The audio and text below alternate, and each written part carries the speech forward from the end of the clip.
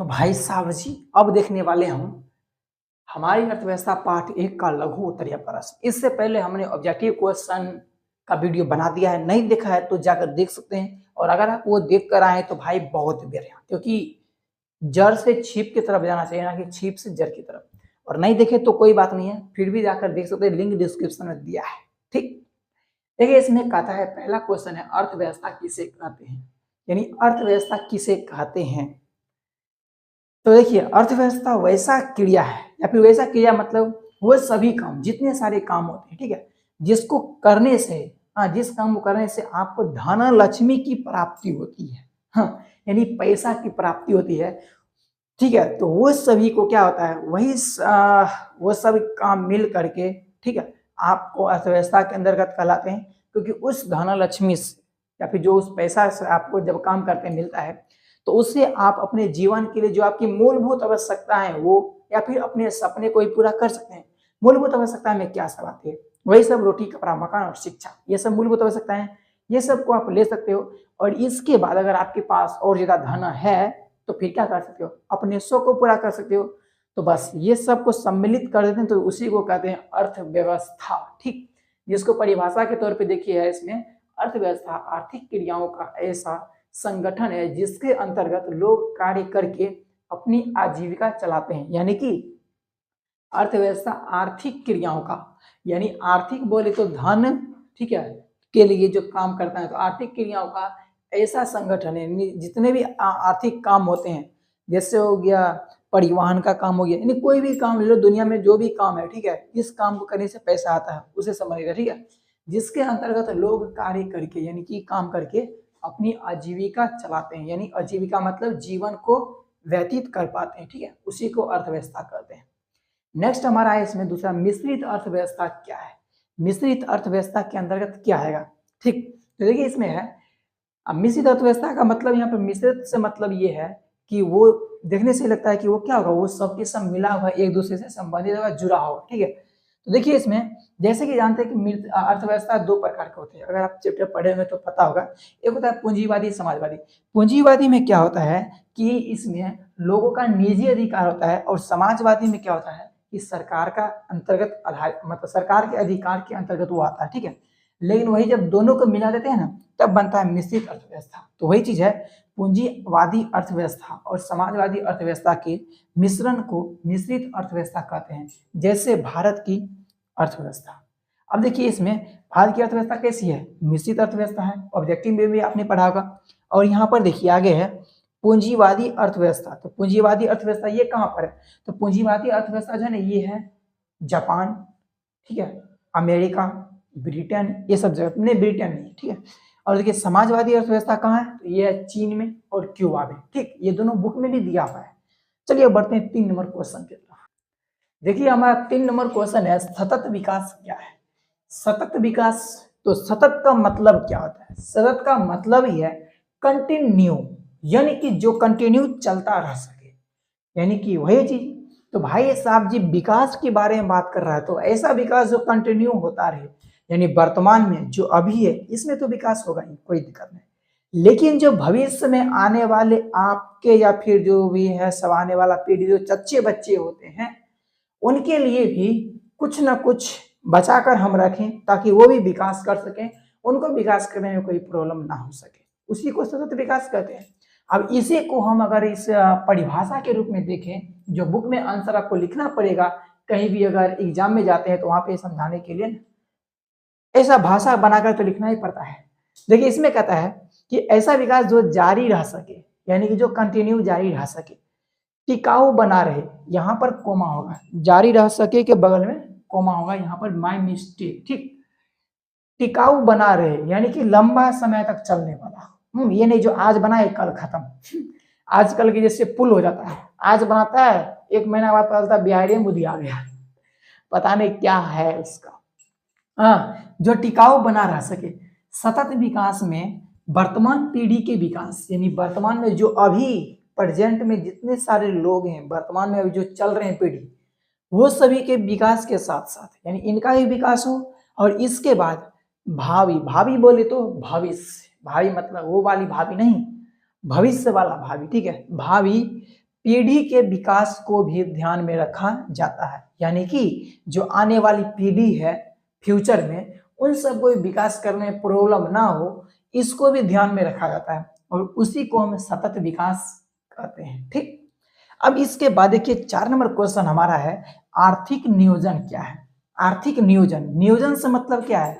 नियोजन के मतलब ये है कि हम बचा बचा करके सुव्यवस्थित तरीके से हम यूज करते हैं, यानी अच्छे तरीके से। ठीक है, तो देखिए इसमें है राष्ट्र के प्राथमिकताओं के अनुसार, यानी राष्ट्र में जो सबसे ज्यादा इंपॉर्टेंट है, ठीक है, देश के संसाधनों का विभिन्न विकासात्मक क्रियाओं में, यानी कि अगर हमें कुछ भी विकास करना है, कोई भी कंट्री है, ठीक, अगर वो विकास कर रहा है तो कैसे विकास कर रहा है? क्योंकि उसका इंफ्रास्ट्रक्चर बहुत ही अच्छा है। ठीक है, यानी कि आधारिक संरचना जैसे हो गया, अगर विकास करना है, कंप्यूटर का बहुत ही बड़ा सेक्टर खोलना है, तो इसके लिए बिजली चाहिए, और बिजली के लिए हमारे पास संसाधन क्या है? पानी है, और भी बहुत सारे पवन चक्की है, कोयला है, ये सब है। ठीक है, तो इन सब का अगर हम विकास में उपयोग करते हैं, क्योंकि अगर हम कंप्यूटर का बड़ा सेक्टर खोलने वाले कंप्यूटर का, तो भाई ये तो विकास की राह में चलेंगे ना आगे हम, तो इसके लिए संसाधन का प्रयोग करते हैं। ठीक है, प्रयोग करना ही क्या कहलाता है? आर्थिक नियोजन कहलाता है, यानी कि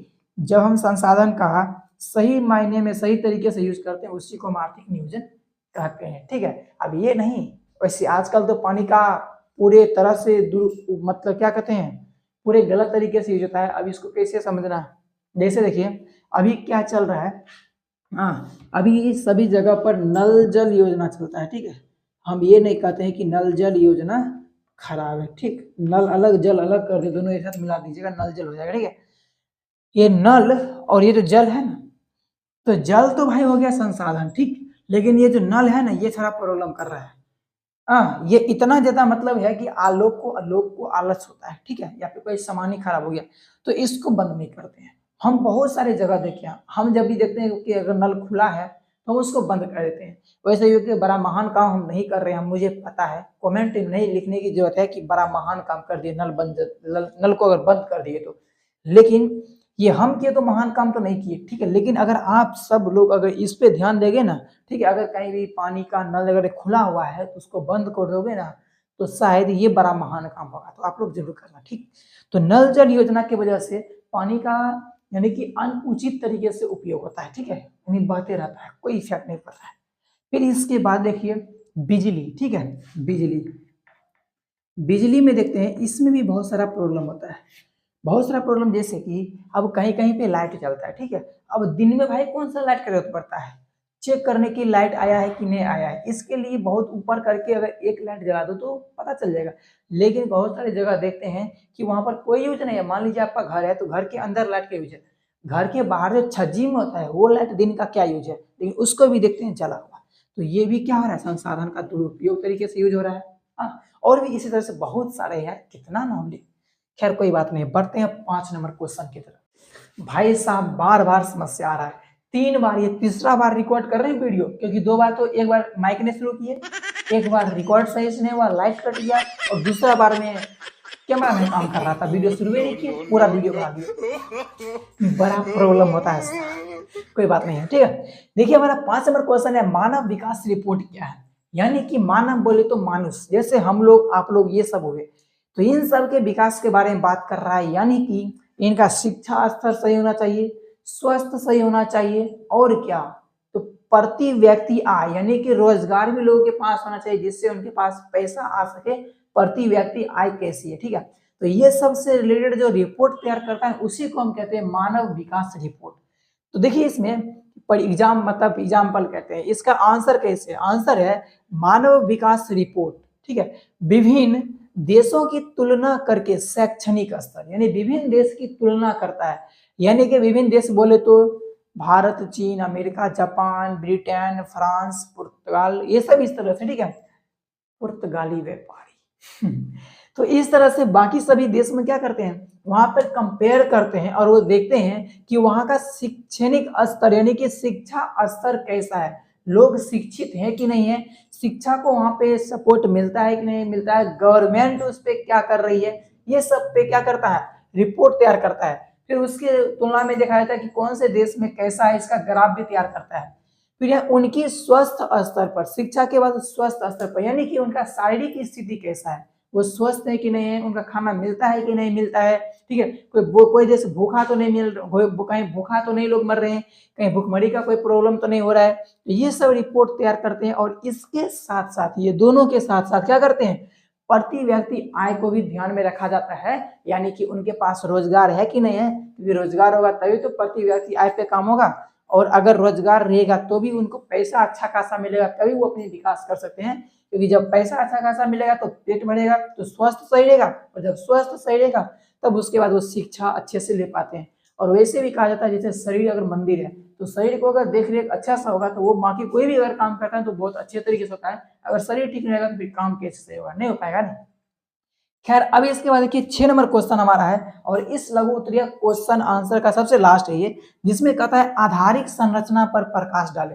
आधारिक संरचना मतलब क्या, आधारिक संरचना का मतलब हुआ कि इंफ्रास्ट्रक्चर, इंफ्रास्ट्रक्चर मतलब जैसे आप कोई काम करने के लिए जाते हैं, तो इसके लिए आपको उसका बेस या फिर कोई तो प्लांट होता है ना, उसी को तो आधारिक संरचना या फिर इंफ्रास्ट्रक्चर कहते हैं। जैसे कि अगर मान लीजिए आपको कोचिंग संस्थान चलाना है, तो इसके लिए एक फिजिकल ऑफिस होना चाहिए, ठीक है, यानी फिजिकल ऑफिस बोले तो कहीं पे होना चाहिए ऐसा, ठीक है, तो वो ऑफिस होगा। फिर उसके बाद बच्चे को हम बैठने के लिए जगह होना चाहिए, या फिर जो जैसे भी पढ़ाते हो तो जो भी आपको वहाँ पर जरूरत का चीज होगा सारा कुछ रहेगा, उसी को हम आधारिक संरचना कहते हैं। अगर आपको एक पावर हाउस खोलना है बिजली के लिए, तो बिजली के लिए भी क्या चाहिए, आपको वहाँ पर एक इंफ्रास्ट्रक्चर होना चाहिए, यानी कि जैसा भी पावर हाउस में जितने सारे कंपोनेंट्स होते हैं, जितने सारे मतलब उसमें वस्तु रहते हैं जो उसका जरूरी चीज होता है, वो सब आपके पास होना चाहिए, और उसी को इंफ्रास्ट्रक्चर कहते हैं। और ये सब जहाँ पे जितना ज्यादा होगा ना, वो देश उतना ही ज्यादा विकास करता है, क्योंकि उसी से तो पैसा आएगा। अगर मान लीजिए आप मतलब कोई भी देश में अगर शिक्षा अच्छा है तो लोग वहाँ पे पढ़ेंगे, और पढ़ेंगे तो भाई विकास तो करेंगे ही ना, क्योंकि वही सब तो फिर आगे नया नया रिसर्च करके नया नया रोजगार ये सब लाएंगे, पैसा कमाएंगे खुद सब, इसलिए पढ़ना जरूरी है ना। तो देखिए इसमें कहता है मतलब डेफिनेशन में क्या, डेफिनेशन में यानी उत्तर में, कि आधारिक संरचना का मतलब उन सुविधाओं से है जो देश के आर्थिक विकास के लिए, यानी आर्थिक विकास मतलब धन संपदा में, यानी पैसा में जो सपोर्ट करता है देश को, उसको कहते हैं आर्थिक विकास, ठीक है। खाली ये नहीं, ये नहीं चलेगा, बढ़िया नहीं लगता है। देखिए तो जो देश के आर्थिक विकास के लिए सहायक होते हैं, यानी कि पैसा से या फिर पूंजीपति से सहायता करते हैं, जो भी क्षेत्र होता है, ठीक है, जैसे कॉलेज, परिवहन, संचार, स्कूल इत्यादि, ठीक है। कॉलेज बोले तो अगर कॉलेज है तो वहां पे लोग शिक्षित होंगे, स्कूल है तो लोग शिक्षित होंगे, और जब उनके पास शिक्षा रहेगा तो वो नए नए तरीके से रिसर्च करके या फिर नए नए तरीके से रोजगार को खुद सृजित कर सकते हैं, यानी निर्माण कर सकते हैं, और उसके बाद वहां पे पैसा वैसा कमा सकते हैं, साथ ही दूसरे को भी रोजगार दे सकते हैं, तो इससे भी तो देश का विकास होगा।